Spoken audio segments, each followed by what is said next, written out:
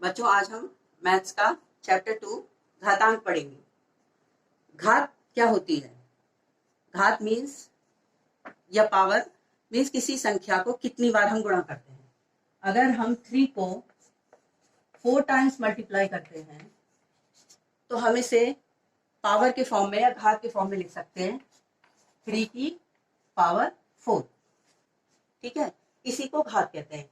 ये 3 जो है, जो संख्या हम गुणा कर रहे हैं, ये आधार है और जितनी बार हम गुणा कर रहे हैं वो पावर है या घात है।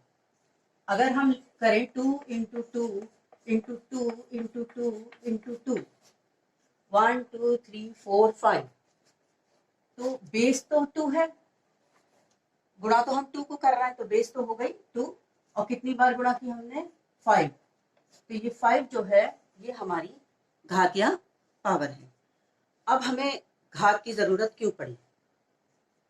हम सिंपली गुणा करके मल्टीप्लाई करके भी तो लिख सकते हैं, लेकिन जब संख्याएं बड़ी होती हैं, इस तरह की बड़ी या इससे भी बड़ी बड़ी संख्याएं होती हैं, तो उनको सिंपल वे में लिखने को और मैथमेटिकल ऑपरेशंस को सिंप्लीफाई करने के लिए हमें घात की जरूरत होती है। जैसे 100 अगर है तो 100 हो जाएगा 10 इंटू 10, 10 इंटू 10 हम करेंगे तो 100 हो जाएगा। इसको हम लिख सकते हैं 10 की पावर 1 2, बेस तो 10 है, पावर 2। सिमिलरली अगर 10,000 है तो हम इसको लिख सकते हैं 10 इंटू 10 इंटू 10 इंटू 10, बेस क्या है हमारा 10, कितनी बार हमने मल्टीप्लाई किया 4, तो ये हमारा हो गया 10 की पावर 4।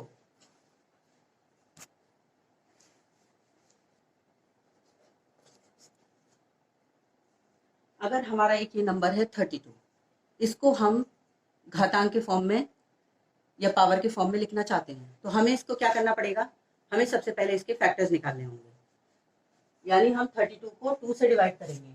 2 1 जा 2, 2 6 जा 12, 2 8 जा 16, 2 4 जा 8, 2 2 जा 4, 2 1 जा 2, तो 32 हो गया 2 into 2 into 2 into 1 2 3 4 5 into 2, that is equal to, base तो 2 है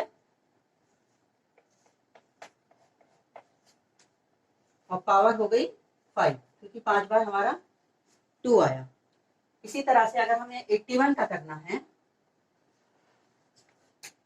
तो हम 81 के फैक्टर्स निकालेंगे। 81 को घात के रूप में लिखना है तो हम 81 के फैक्टर्स निकालेंगे। ये किससे डिविजिबल होगा? ये 3 से हो जाएगा। 8 + 1 9, 9 3 से डिविजिबल है तो 81 3 से डिविजिबल होगा। तो 3 से हम करते हैं 3 2 जा 6, 21 3 7 जा 21, 3 9 जा 27, 3 3 जा 9, 3 1 जा 3, तो 81 हमारा हो गया 3 इंटू 3 इंटू 3 इंटू 3। हमने देखा 4 बार 3 है तो हमने 4 बार 3 लिख दिया। अब इसको घात के रूप में लिखने के लिए 3 तो बेस है या आधार है, तो 3 हम ऐसे ही लिखेंगे, और कितनी बार है ये वो हम यहाँ लिखेंगे। ये हो गई इसकी घात। अब हम घातांकों के नियम के बारे में पढ़ते हैं। एक ही आधार वाली घातीय संख्याओं की गुणा देखते हैं कैसे होती है। 2 to the power 3 into 2 to the power 4, नियम के अकॉर्डिंग ये होगा 2 to the power 3 plus 4 is equal to 2 to the power 7।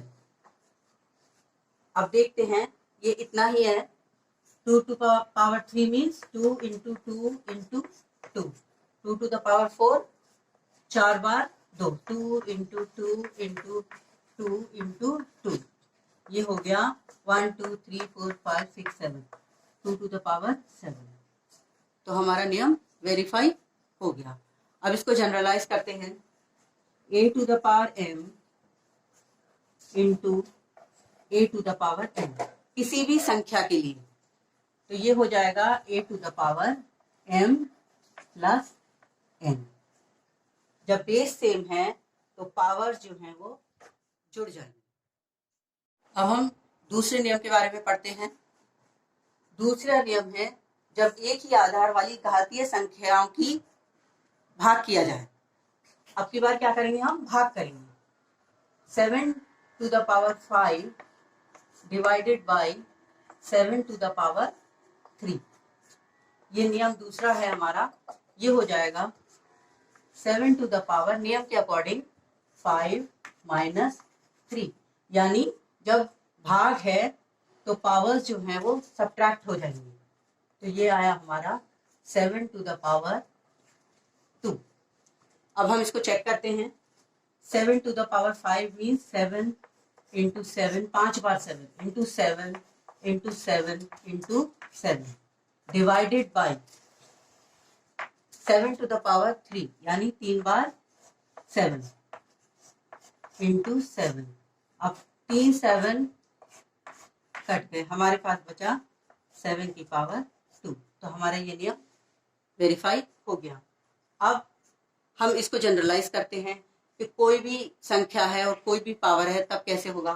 तो a to the power m divided by a to the power n is equal to a to the power m minus n। किसी भी आधार के लिए, किसी भी power के लिए ये नियम दोनों लागू होंगे।